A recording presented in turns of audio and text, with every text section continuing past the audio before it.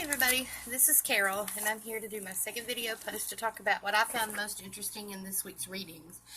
I tried to pick a point, at least one point from each chapter, and my helper's not with me tonight, so I had to do it on my own. The first thing I thought that was really interesting was the part about affirmative action. And I think we all have heard about affirmative action, and, I think it helps. But one thing that I thought was interesting that the book pointed out was that there's some importance about affirmative action for need-based people, not just with race or whatever, but need-based affirmative action. It talks about how people in poor areas tend to stay that way because they're not able to get the educational advantages that they need, or the whole premise for affirmative action. And I think that's a good thing that we have that.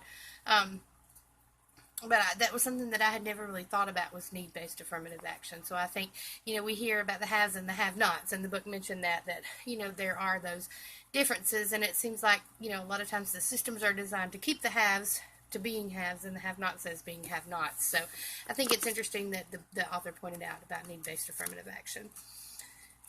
The next point that I thought was very interesting was the part about gender. And it talked about girls and how they're counseled away from math classes and things like that. And that typically, while their grades are higher than a lot of their male counterparts, that those high grades don't translate into earnings for girls the way they do for men or boys. And I think that's very interesting and very disgusting for those of us who are women. It seems like in the recent years I've read more reports that girls and women are becoming better at math and those science subjects, and there's a big push for STEM. So I think it's interesting that those opportunities or the abilities of females have not translated the way those have for the men. So while we can encourage the education and we can increase the knowledge and the skill sets of females in those areas, we got to figure out what we can do to help them translate those skill sets into better jobs, better paying jobs, and things like that. So that was another point I found interesting. The next point that I wanted to talk about is about the racial crisis, and it talked about in one of the paragraphs it talked about white flight from certain schools, and how school districts, the leadership had tried to encourage white students to come back into those schools where they weren't attending in high numbers. And I was really shocked when I read the links that they were going to try to get students to come back, and they were offering ski trips, and while they offered them to every student enrolled in the school, only those more affluent families and oftentimes white families can afford to take advantage of the things they offered. I think that is really, while we follow the letter of the law and we say we're desegregating schools, I don't think they follow the spirit of the law by offering incentives like that. And while it turned out that it brought a few students in the beginning and that they were enticed by those ski trips and things like that, in the end it didn't work. And so rather than to try to create equality in those schools, they shut them down. So that was really disgusting to me too, to see that, and to see that while I know this text is probably not absolutely up to date, it's hard to imagine that things like that are still happening now. So, and that was hard for me to read. The next part I found interesting in the book. It was the study in South Africa, and it talked about the relationship between families and students and their teachers and their academic performance. I think while a lot of these things seem like no-brainers to us, it's often interesting to read about it in the text.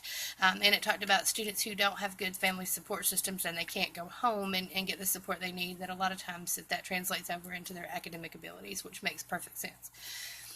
And the last chapter I thought was pretty thought-provoking. I thought it had some good points in it. And it talked about sexuality and how most of us are uncomfortable talking about those things.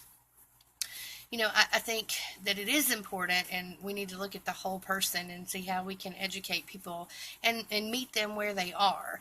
And, I think a lot of this chapter and a lot of the points really, in my opinion, point more toward secondary education rather than post-secondary.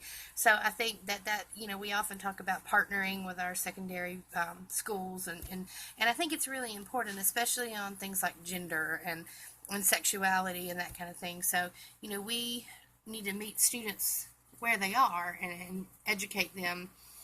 And I think it's really hard sometimes to put aside our own feelings and our own biases, but that's something that we all need to work on.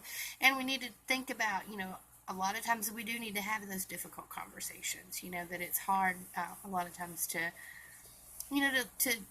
broach those subjects that we don't really want to think about, but sometimes we have to. So I guess in conclusion, I'll say that these 4 chapters were I think very timely. I think the topics were really, really good. I like these readings a lot better than some of the ones we've had in the past. I thought it was interesting that a lot of the chapters, even though they're written by different people, pointed out some of the same subjects and the same thoughts on a lot of the issues.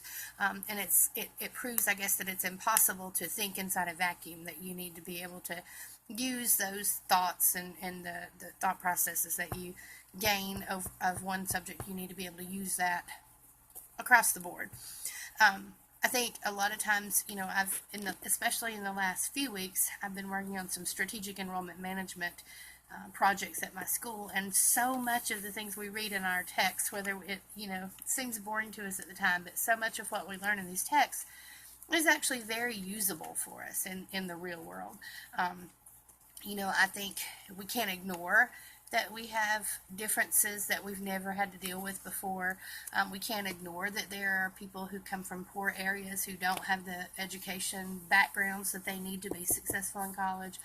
We can't keep on sticking our heads in the sand, and I think this book opens the eyes of a lot of people, and I think that everyone should read about these topics, not necessarily the whole chapter, but it's topics that impact us all. So I thought these were really good readings. So those are my thoughts. See you later.